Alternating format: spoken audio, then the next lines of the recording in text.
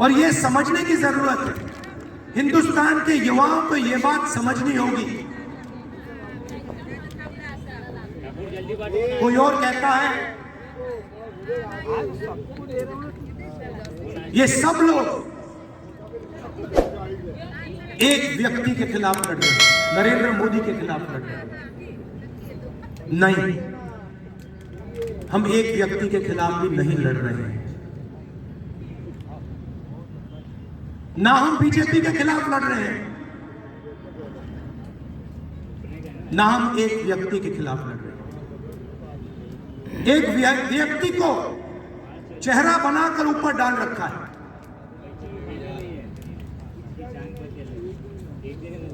हिंदू धर्म में शक्ति शब्द होता है। हम शक्ति से लड़ रहे हैं, एक शक्ति से लड़ रहे हैं। अब सवाल उठता है वो शक्ति क्या है? जैसे किसी ने यहां कहा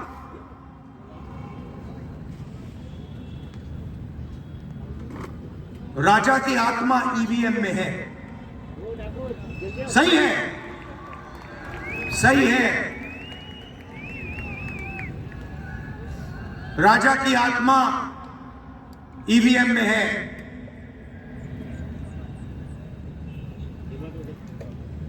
हिंदुस्तान की हर संस्था में है, ईडी में है, सीबीआई में है, इनकम टैक्स डिपार्टमेंट में है। एक वरिष्ठ नेता, नाम नहीं लेना चाहता हूं, इसी प्रदेश के एक वरिष्ठ नेता कांग्रेस पार्टी को छोड़ते हैं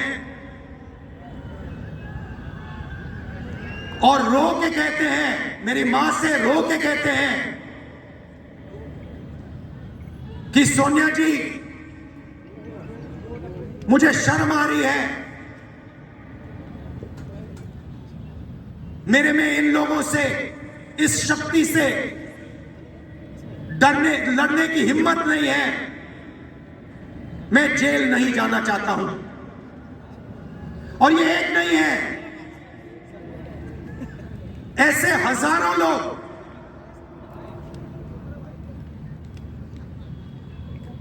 डराए गए हैं। क्या आप सोचते हो शिवसेना के लोग, एनसी के लोग ऐसे ही चले गए? नहीं, जिस शक्ति की मैं बात कर रहा हूं, उन्होंने उनका गला पकड़कर उनको बीजेपी की ओर किया है और वो सब डर के गए हैं।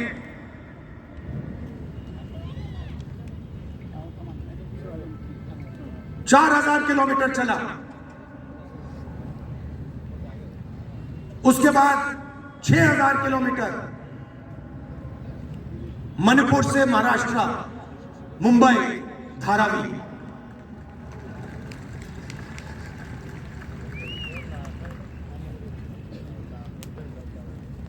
क्या मैंने देखा, क्या सुना, मैं आपको समझा नहीं सकता, शब्दों में नहीं बता सकता मैं आपको। बोल रहा हूं तो बात याद आई, मेरे पास एक युवा आता है, जीप पर कूदता है, सिक्योरिटी वाले उसको मारते हैं, दबा कर मारते हैं, तब भी वो आता है, हाथ पकड़ता है, आंख में आंसू, मुझे कहता है राहुल जी मैंने 3 साल हर रोज सुबह रनिंग की, पुलअप्स की, पुशअप की, दंड बैठक, सब कुछ मैंने किया। मेरे दिल में देशभक्ति थी। मैं चाहता था कि मैं लद्दाख में जाकर, ठंड में जाकर, ठंड में कांपूं,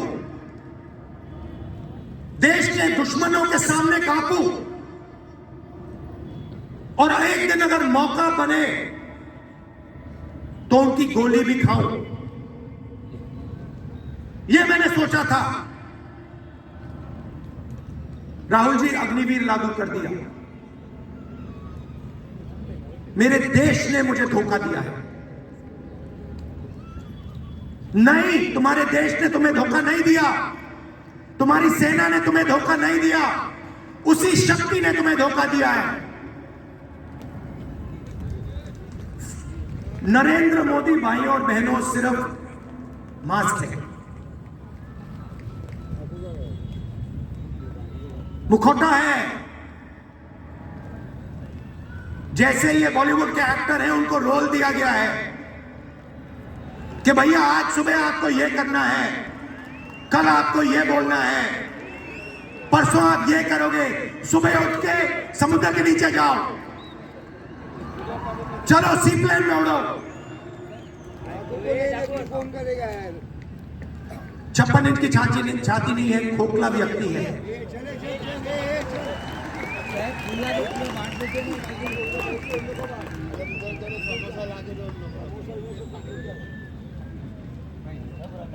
धारावी को देखिए,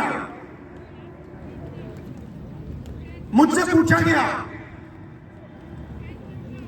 कि ये जो यात्रा होगी कहां से कहां होगी। मैंने सोचा एक बात क्लियर थी, मणिपुर से शुरू होगी। क्यों? वहां पे इसी शक्ति ने सिविल वॉर का माहौल बना रखा है। भाई भाई को मार रहा है, गोली मार रहा है, तो शुरुआत तो वहां से हुई। और फिर मैंने सोचा अगर हिंदुस्तान को नया विजन देना है तो यात्रा धारावी में खत्म होगी। यह हुनर का कैपिटल है, हिंदुस्तान के टैलेंट का, स्किल का, हुनर का कैपिटल है। और इनको यहीं से, मुंबई से, इनके घरों से वही शक्ति इनको उठाकर बाहर दी गई।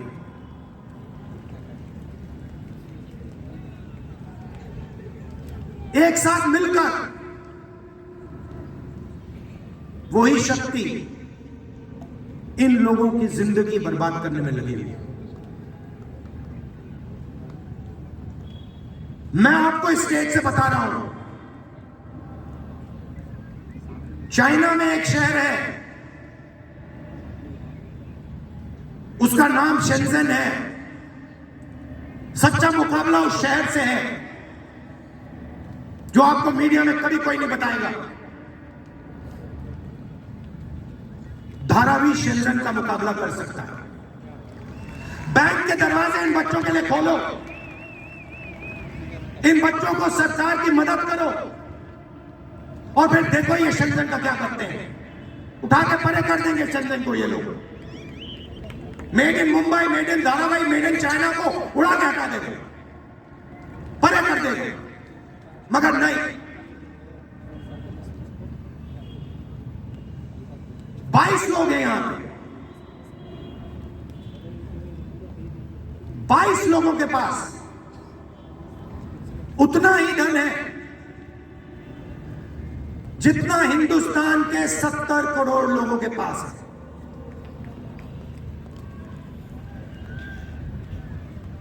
हिंदुस्तान में इंटरनेशनल एयरपोर्ट खुलवाने के लिए साल लग जाते हैं। 10 दिन में शादी के लिए इंटरनेशनल एयरपोर्ट खुल जाता है। वो ठीक है, कोई बड़ी बात नहीं है। अगर 10 दिन में शादी के लिए खुल जाता है वो ठीक है, करना है करो, मगर बाकी हिंदुस्तान में भी तो खोलो, बाकी प्रदेशों में खोलो। इन्होंने क्या गलती की है?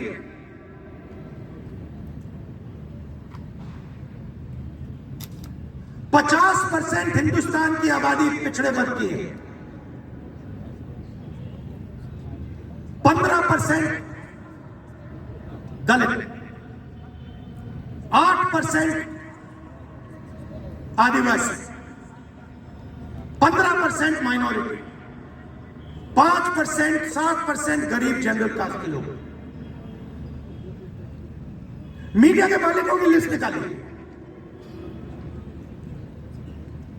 नाम दिखा दीजिए मुझे। दलित का नाम दिखा दो, आदिवासी का नाम दिखा दो, पिछड़े का नाम दिखा दो लिस्ट में। एक नहीं मिलेगा आपको। मैं ढूंढ रहा हूं, महीनों से ढूंढ रहा हूं।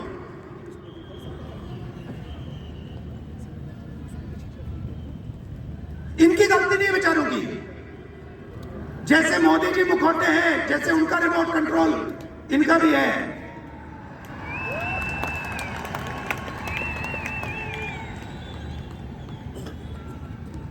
मीडिया में कोई नहीं।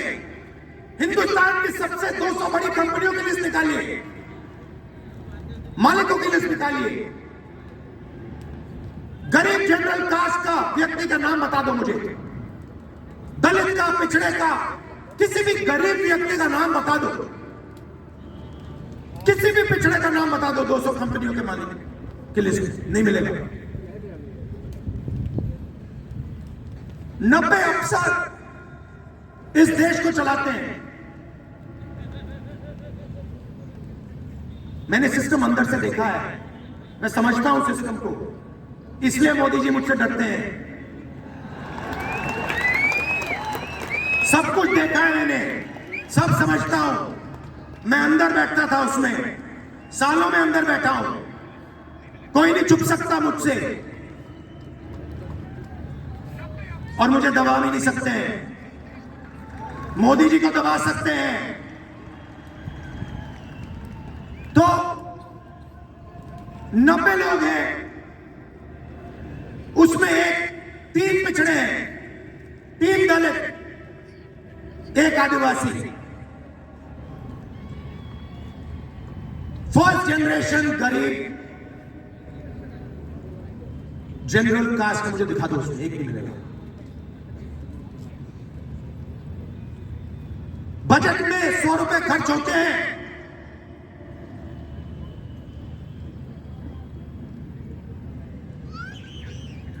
पिछड़े, दलित, आदिवासी सबको मिला दो, 6 रुपए का निर्णय लेते हैं। पॉलिसी कहां बनती है? पॉलिसी ये 90 लोग बनाते हैं, उसमें 200-300 और जोड़ दो,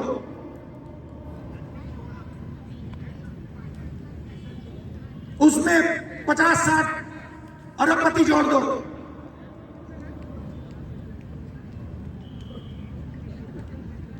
ये है सच्ची शक्ति जो हिंदुस्तान को चला रहा है, और इससे आप कोई नहीं बचेगा। आप में से कोई नहीं बचने वाला। यहां किसी ने ईवीएम की बात की, मैं आपको बता रहा हूं, ईवीएम के बिना नरेंद्र मोदी चुनाव नहीं जीत सकता है। इलेक्शन कमीशन से हमने कहा कि एक काम कीजिए, विपक्ष की पार्टी को ये मशीनें दिखा दीजिए, खोल के हमें दिखा दीजिए ये कैसे चलती हैं, हमारे एक्सपर्ट्स को दिखा दीजिए। इलेक्शन कमीशन ने दिखा। फिर हमने कहा देखिए इसमें से कागज निकलता है, वोट मशीन में नहीं है, वोट कागज में है। ठीक है, आप मशीन चलाइए मगर कागज की भी गिनती कर दीजिए। इलेक्शन कमीशन कहता है नहीं, कागज की गिनती नहीं होगी। क्यों नहीं होगी? कैसे नहीं होगी? सिस्टम नहीं चाहता कि ईवीएम की गिनती हो जाए। क्यों? क्योंकि यह सिस्टम आपके धन को चोरी करने का सिस्टम है। यह आप लोग जीएसटी देते हो, उतनी ही जीएसटी देते हो जितना अदानी देता है। 18% शर्ट पे देते हो उतनी वो देता है। उसकी आमदनी लाखों करोड़ रुपए, आपकी 50,000 रुपए। और फिर देखो पैसा कहां जाता है। कोई भी स्कीम देख लो, फसल बीमा योजना देखो, 35,000 करोड़ रुपए 16 कंपनियों को जाता है। उसमें आपको एक दलित नहीं मिलेगा, एक पिछड़ा नहीं मिलेगा, एक गरीब नहीं मिलेगा। कानून ये 90 लोग बनाते हैं। पैसा जाता है 16 कंपनियों में। और जब हमारे किसान कहते हैं ओला गिर गया, बारिश हो गई, बर्बाद हो गए, वो कहते हैं भैया नहीं, तुम्हें मुआवजा नहीं मिलेगा, ये तुम्हारा है नहीं, तुम्हें कैसे मिलेगा, मर जाओ जाकर। नरेंद्र मोदी जी का काम आपके ध्यान को भटकाने का है।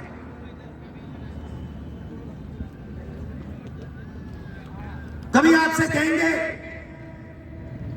देखो देखो चाइना की ओर देखो, पाकिस्तान की ओर देखो। कभी मोबाइल फोन की लाइट ऑन कर देंगे, थाली बजाओ।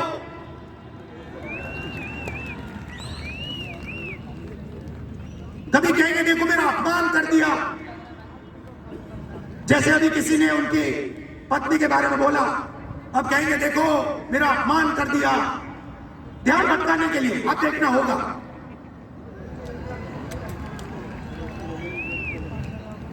मगर यात्रा में ये सब साफ दिख जाता है, दर्द दिख जाता है, दुख दिख जाता है।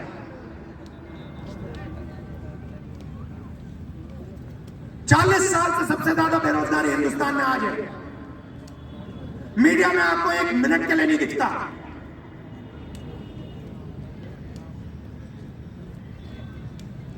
मोबाइल फोन आप देखते हो, चाइना का मोबाइल फोन, शर्ट खरीदते हो, चाइना की शर्ट, जूते खरीदते हो, चाइना के जूते। चाइना के युवा को फायदा हो रहा है, और किसको फायदा हो रहा है?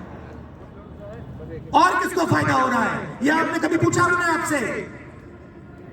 जब चाइना का यहां माल बिकता है, सिर्फ चाइना को फायदा नहीं होता, हिंदुस्तान के अरबपतियों को भी फायदा होता है भाई और बहनों।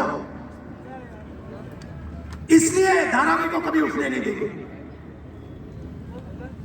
इसलिए धारावी को ये सरकार कभी सपोर्ट नहीं दे सकती।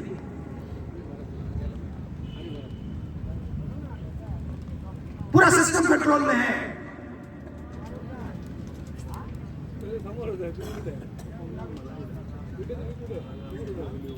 जब इनकी पहले सरकार आई, मैं आपको दिल की बात बताता हूं, पहले इनकी सरकार आई, अरुण जेटली मेरे पास आते हैं,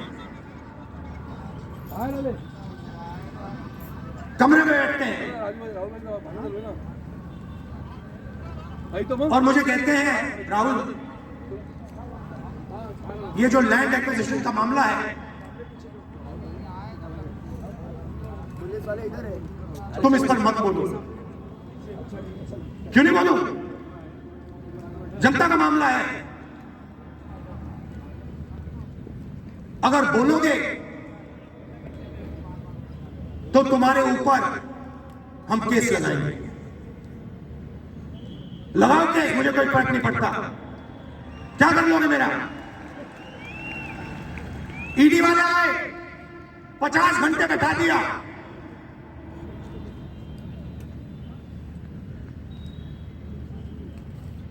अंत में पता क्या बोलता है ईडी का अफसर? मुझे पता क्या बोलता है? कहता है राहुल जी, आप किसी से नहीं डरते हो, आप नरेंद्र मोदी को हरा सकते हो।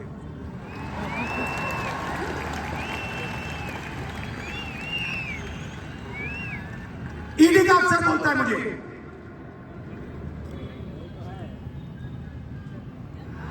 मगर मैं राहुल गांधी नहीं हूं। आप ये मत सोचो कि मैं राहुल गांधी हूं। आप ये मत सोचो कि उद्धव ठाकरे हैं। ये नहीं है, ये हिंदुस्तान की आवाज है। आप देखिए, हर प्रदेश से यहां लोग बैठे हैं। हर व्यक्ति ने अपनी यहाँ बात रखी, स्टालिन जी ने अपनी बात रखी, सोरेन जी ने अपनी बात रखी। ये हिंदुस्तान बोल रहा है। नरेंद्र मोदी जी की मीटिंग देखिए, वहां सिर्फ एक व्यक्ति बोलता है।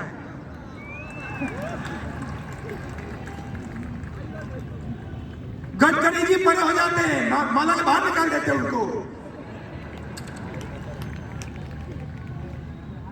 इसलिए हमने इसको इंडिया गठबंधन नाम दिया है। ये हिंदुस्तान की रक्षा कर रहा है। ये सब लोग डरे नहीं हैं। ये सब लोग उसी सिस्टम का मुकाबला कर रहे हैं। आज नरेंद्र मोदी के पास भ्रष्टाचार की मोनोपोली है।